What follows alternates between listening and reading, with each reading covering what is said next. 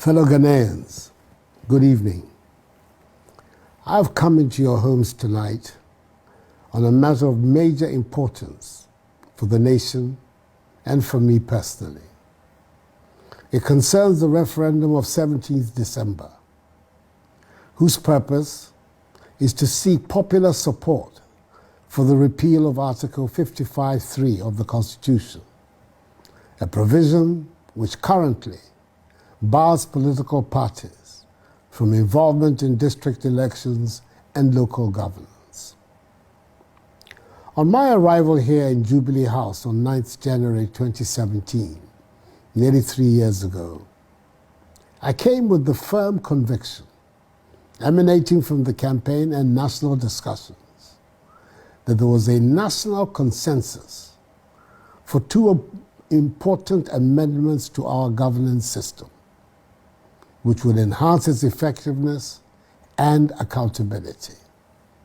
One related to the possible reorganization of our regional governance structure, and the other to the potential involvement of political parties in local governance.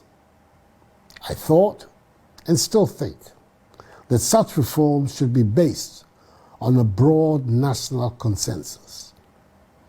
It was in furtherance of this and other matters that on Tuesday, 18th April 2017, a little over 4 months into my mandate, I held a meeting with my three predecessors, the first, second, and fourth presidents of the Fourth Republic, Their Excellencies Jerry John Rawlings, John Akuffo, and John Dramani Mahama, at Jubilee House, to seek their views and counsel on these issues. I came away from that meeting with the view that there was consensus amongst us that the time had come for political parties to participate openly in district assembly elections and local governance. Indeed, amongst the leadership of Parliament and amongst members of Parliament on both sides, and amongst virtually all stakeholders who had been consulted, either by me or by the Minister for Local Government and Rural Development, the clear indications were that there was a broad national consensus for the repeal of Article 53. The attainment of a broad consensus, for me, on a matter as important as the amendment of an entrenched provision of the Constitution is critical. I do not believe that such an amendment should be driven as a party matter.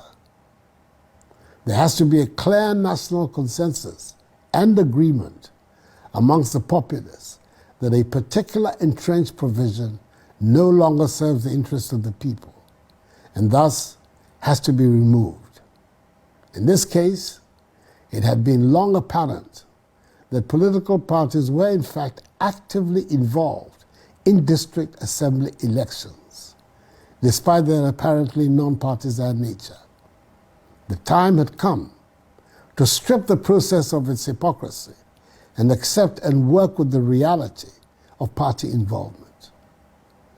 Just as there was a national consensus on the demand for the reorganization of our regional structure, which enabled the creation of 6 new regions, despite the stiff constitutional requirements to proceed satisfactorily, there was every reason for me to believe that there was a consensus on this matter too. It is on this basis that I proceeded and subsequently instructed the Minister for Local Government and Rural Development to initiate the parliamentary process for the repeal of Article 55(3) of the Constitution. Fellow Ghanaians, it is the same electorate who vote to elect a president and members of Parliament on a party political basis who are going to vote to elect their own MMDCEs on a party political basis. Far from it being divisive, elections have in fact been a unifying factor in the politics of the Fourth Republic. That is the reason why for the last 26 years, under the Constitution of the Fourth Republic, we have experienced the longest uninterrupted period of stable constitutional governance in our history, banishing the specter of instability that disfigured the early years of our nation's existence, and the benefits are still showing. It would also mean the freedom of association, which is one of the most fundamental freedoms in any democracy, would be given full expression in Ghanaian democracy.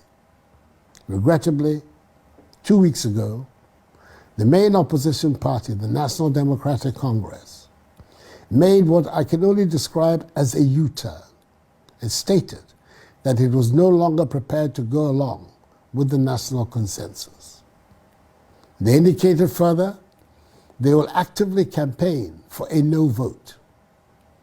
Inasmuch as I still believe that there is enough support in the country for a yes vote to be successful on 17th December, I do not believe that this is the proper atmosphere in which an issue of such nature, i.e. the repeal of an entrenched provision of the Constitution, should be addressed in our country.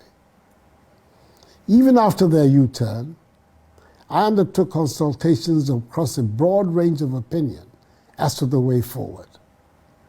The general result of these consultations was that the process of repeal should be put on hold for the time being to enable a durable national consensus to be forged on this matter. In these circumstances, I'm convinced that it will not serve the public interest to go ahead with the holding of the referendum on 17th December, even though I believe a strong campaign for a yes vote would have succeeded.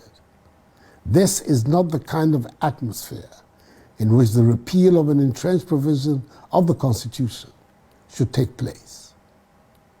Even though I'm unrepentant in my belief that party politics is good for our country, for it enhances accountability, I also think that on matters of such constitutional significance, there should be a broad national consensus behind the repeal of an entrenched provision of the Constitution.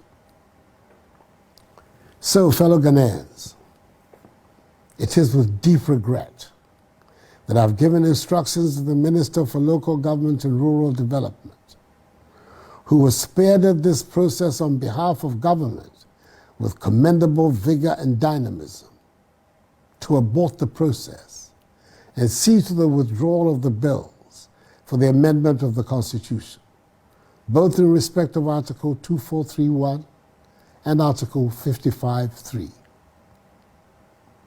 Nonetheless, I assure you, the good people of Ghana, that my government and I will continue to work for a broad national consensus on this issue.